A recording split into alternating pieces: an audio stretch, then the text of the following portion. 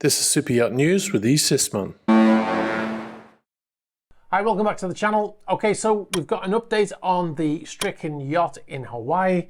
The last video we made, we talked about the second attempt to free that vessel by the tugs.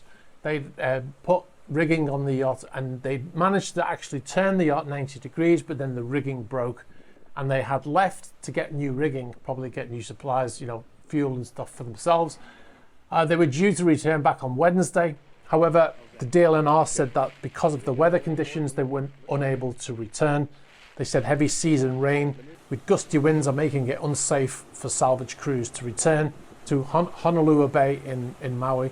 Ed Underwood, who is the administrator of the Division of Boating and Ocean Recreation, or DOBOR, said everyone's safety remains our top priority, and until the weather and sea conditions improve, we simply cannot put anyone at risk during a salvage operation. Now, according to some posts on their Facebook page, somebody said that the yacht, which had been turned 90 degrees in an attempt to free it, had in fact moved back to its original position by the waves pushing the yacht back. So even that little bit of movement that they had apparently has been undone by the weather. It would seem that the weather gods want to keep that boat on those rocks, doesn't it? The Kahi, operated by Visionary Marine LLC, will return to Maui on Friday or Saturday. So we'll keep you updated as soon as we know more. Also, the footage that you saw is from the DLNR. So thanks very much to them for that footage.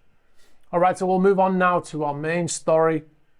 And this is about a $120 million yacht that has been abandoned on a Caribbean island.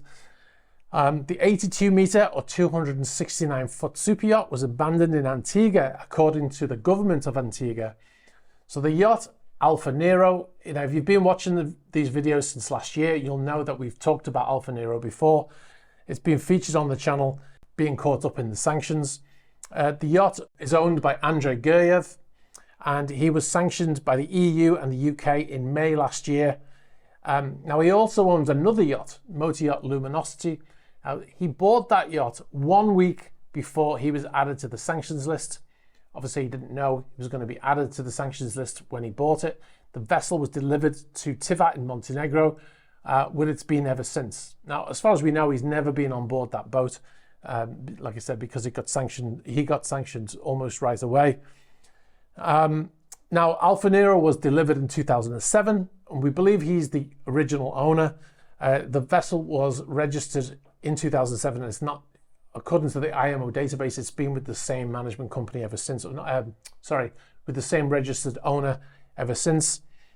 Now, in November last year, the Cayman Islands flag was removed. I think they deregistered the boat, and the boat currently has no flag state.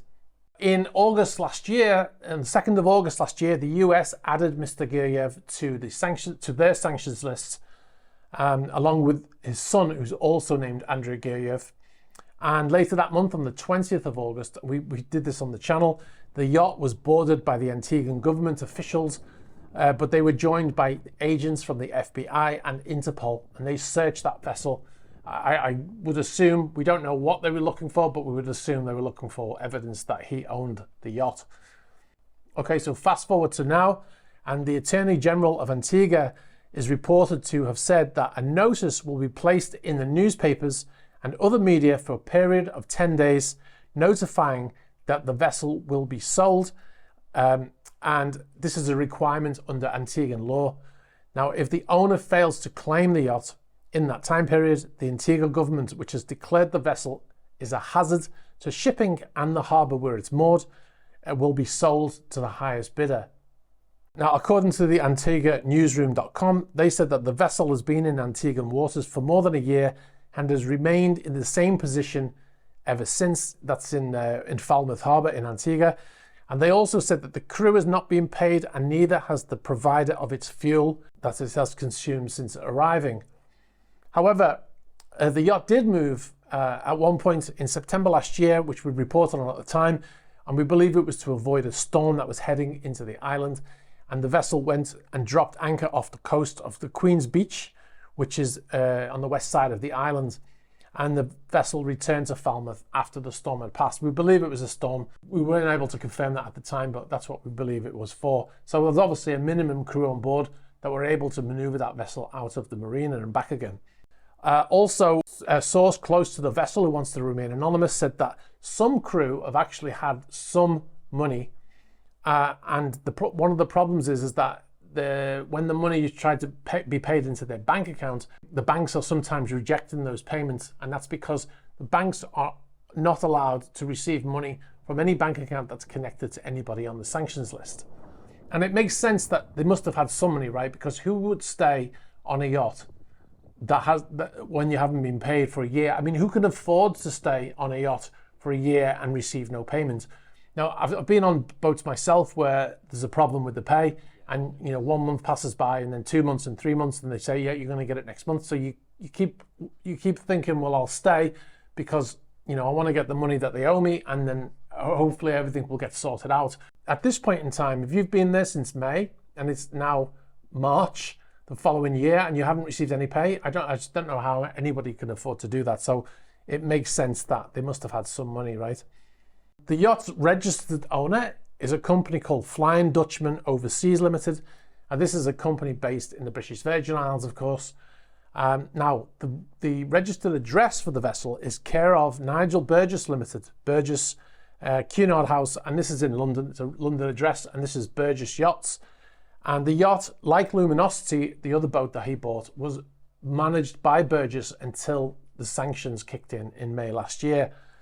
They had to suspend their management of the vessels when the owner was sanctioned, of course. Now, we contacted Burgess and asked them about it, and they came back with a statement, and they said that the employer, Burgess Crew Services, cannot pay the crew with sanctioned funds without a license from the OFSI, which is a UK government department. They said that a license application was submitted in May 2022 for both yachts, and we have chased constantly by our representative solicitors, including going to their offices physically to get a response. 2 weeks ago, we received a confirmation from the OFSI that our application will now be treated as a priority, almost a year later. But we still do not know what time frame this means. We continue to chase the OFSI and to keep the crew updated regards to the application.